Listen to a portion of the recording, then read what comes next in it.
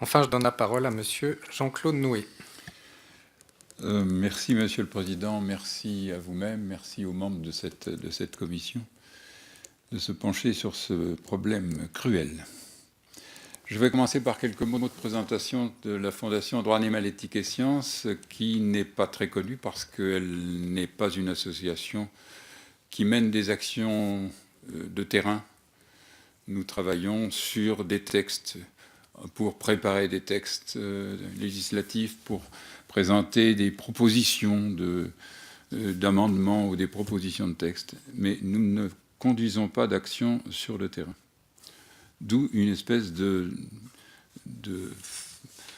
manque de notre part de notoriété dans le public.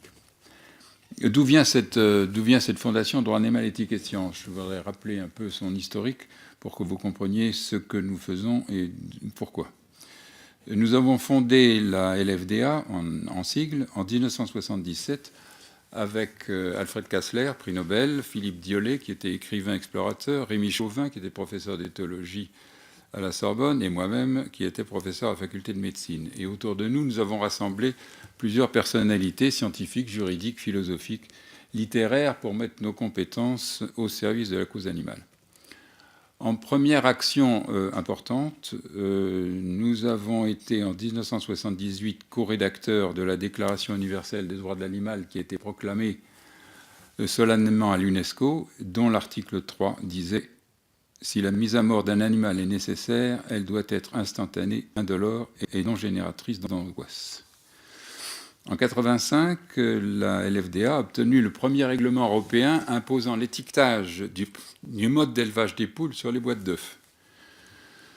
Nous avons obtenu une modification du Code civil distinguant l'animal des objets des corps inertes par la loi du 6 janvier 1999 et la répression par le Code pénal des sévices sexuels sur les animaux, c'était la loi du 9 mars 2004. En 2005, Mme Suzanne Antoine, administrateur de la LFDA et elle-même ancienne magistrate à la Cour d'appel de Paris, a été chargée par le garde des Sceaux, Dominique Perben, de lui préparer un rapport sur un nouveau régime juridique de l'animal. Ce rapport a été publié à la documentation française et s'il n'a pas eu de suite immédiate, au moins ses propositions de modification du Code civil ont pu inspirer directement les initiatives ultérieures, qu'elles soient associatives comme parlementaire.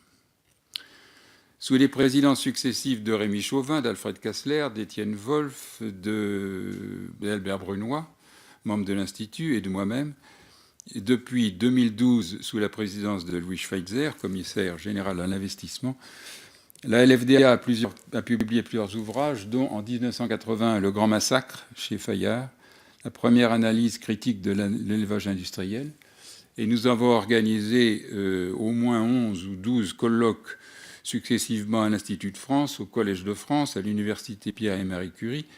Et les deux derniers de ces colloques, la souffrance animale de la science au droit, en 2012, a été donné à l'Organisation mondiale de la santé animale. Et le dernier colloque, le bien-être animal de la science au droit, à l'UNESCO, en décembre dernier, en 2015, sous le patronage de la Commission nationale, et qui ont eu tous ces colloques ont eu un retentissement international. En 2010, en changeant notre intitulé, devenu la Fondation Droit Animal, Éthique et Sciences, nous avons voulu souligner notre ligne d'action constante, faire progresser le droit en se fondant à la fois sur les avancées des connaissances scientifiques sur les animaux, quels qu'ils soient, et sur l'évolution de la sensibilité éthique de notre société à leur égard. Voilà pour cadrer un petit peu la façon dont nous travaillons. Et le sujet de l'élevage est un sujet que nous avons toujours considéré comme primordial, comme l'a montré d'ailleurs le livre qu'on avait publié en 1981. Et nous considérons pour simplement des comptages de nombre d'animaux impliqués dans une espèce de somma doloris, de somme de souffrance que cela comporte, le comptage des animaux d'abattage se fait avec une unité qui est le 100 millions d'animaux. Et puis dégressivement, on trouve la chasse avec 30 millions d'animaux annuels, Et en troisième position, l'expérimentation avec 2 millions d'animaux annuels. Il y a là une dégressivité qui nous a montré d'abord les 3 grands sujets dont il fallait s'occuper, et puis surtout et avant tout l'élevage. L'élevage et nécessairement après l'abattage, l'un ne va pas sans l'autre. Que demandons-nous ? Faut-il que j'énonce là rapidement, ou bien alors vous poserez des questions, mais je peux énoncer différents points qui sont d'ailleurs la reprise de points qui ont déjà été abordés. Tout d'abord, nous demandons l'étourdissement systématique avant tout abattage.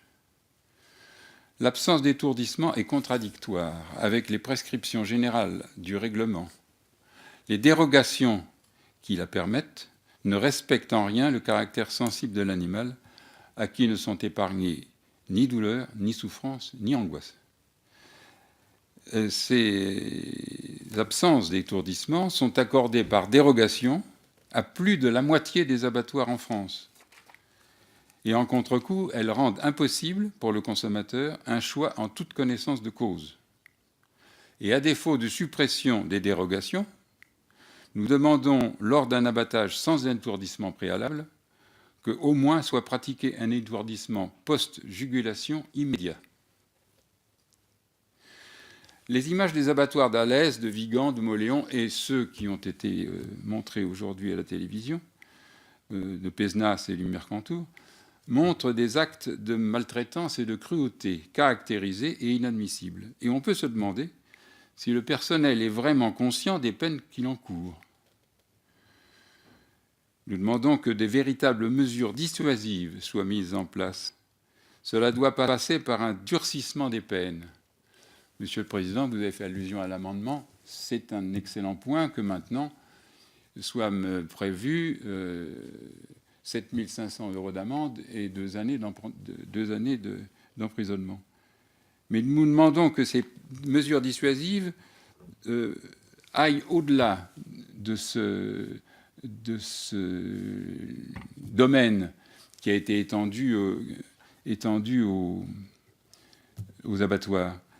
Les actes de maltraitance, d'une façon générale, c'est-à-dire ceux qui sont pris en compte par le code pénal, doivent être non plus aussi des infractions, mais des délits.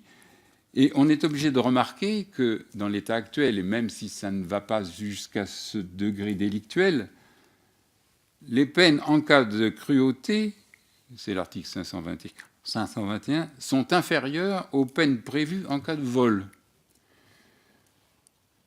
En cas de vol, c'est 3 années de prison et 45 000 € d'amende. Les actes de cruauté, eux, ne sont punis que de 2 années de prison et 30 000 € de vol. Or, il est infiniment plus grave du point de vue moral de torturer un animal ou de le faire souffrir, de lui infliger des sévices, que de le voler. Il y a là peut-être une révision à faire au niveau du code pénal. Et je pense que ces peines alourdies seraient certainement plus dissuasives. Nous avons remarqué également, grâce à l'amendement que vous avez récemment voté à l'Assemblée, que l'article 1132-3.3 du Code du travail prévoit une protection du salarié d'abattoir devenu lanceur d'alerte. Cette protection permet ainsi aux salariés de ne pas se retrouver en situation de conflit d'intérêts, finalement, parce que c'est ça qui était à craindre. Le salarié doit connaître ces dispositions et les manquements graves à la loi qu'il peut constater afin de pouvoir agir. Ces points doivent être notifiés dans les contrats de travail lors des formations et affichés au sein des abattoirs.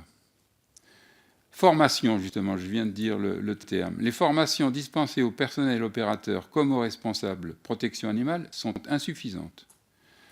Elles restent théoriques. Comment garantir qu'une formation très généraliste, qui se fait souvent autour d'une table, soit parfois réduite à 1 journée au lieu des 2 prévues? Comment penser qu'une telle formation puisse permettre au personnel d'effectuer les bons gestes? Un volet pratique devrait être mis en place. Évidemment, ça induit un allongement du temps des formations. Le taux de réussite à l'examen. Alors là, pour un universitaire, c'est assez sidérant, on n'a jamais vu ça.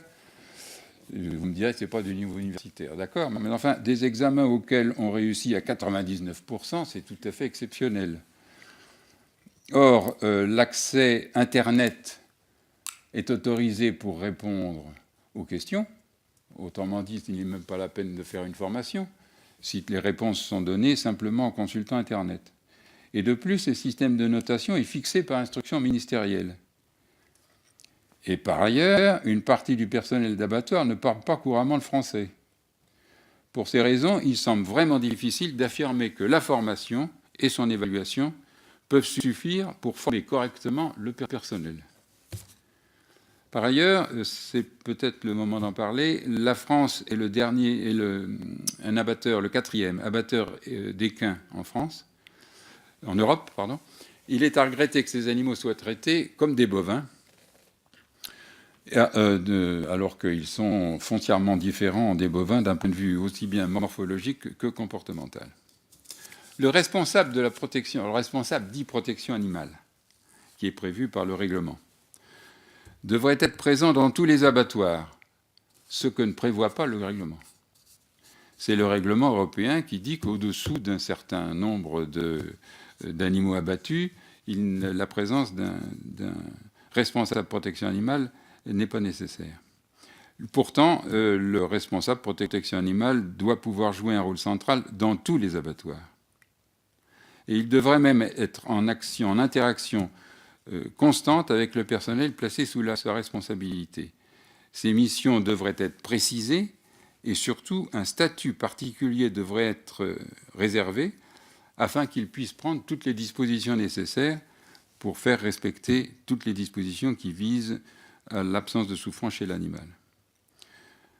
Par exemple, nous suggérons que le responsable protection animale puisse être chargé de mettre en place une formation continue permettant au personnel de concrétiser les connaissances acquises lors de sa formation initiale dans le cadre de l'abattoir.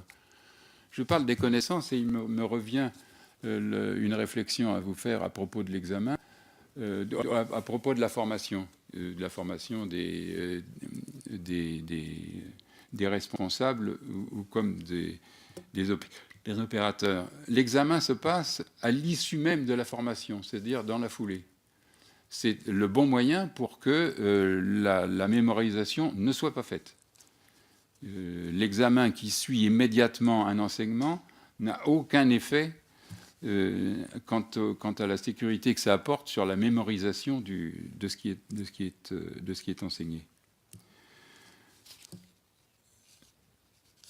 Que vous dire d'autre? On a parlé également de matériel qui devrait être amélioré. Certes, il y a des matériels dans les abattoirs qui mériteraient de bénéficier d'une dotation budgétaire importante parce que, on l'a vu, les matériels de ce bloc ne fonctionnent pas, les pistolets s'arrêtent, enfin bon, et certaines pratiques, parce qu'elles ne garantissent pas un véritable étourdissement et parce qu'elles sont source de souffrance, de douleur et d'angoisse, devraient être mises en cause, comme par exemple l'étourdissement par gazage au CO2 des porcs, l'électronarcose des ovins, le bain électrique chez les volailles. Et afin que l'animal ne soit pas saigné alors qu'il est encore conscient, la vérification de la perte de conscience et des signes de perte de conscience doit être systématique, ou plus exactement la vérification de la non-apparition de réapparition de conscience. Ça devrait être systématique. Et les modes opératoires et les signes de réapparition de la conscience devraient être connus, enseignés et même affichés. Et ça devrait être vérifié de façon qu'aucun animal ne puisse être saigné, voire après déshabillé, alors qu'il a repris conscience. Et enfin, du point de vue de la vidéosurveillance dont on a parlé, notre fondation encourage les responsables d'abattoirs à mettre en place un système d'enregistrement vidéo, lequel certainement peut décourager les actes de malveillance à l'égard de l'animal, mais peut, de mon point de vue, ou du point de vue de la fondation, peut principalement être un outil de formation continue, de correction à faire, pour montrer en quoi tel geste est incorrect et enseigner quel geste serait approprié. Je vous remercie. Merci, monsieur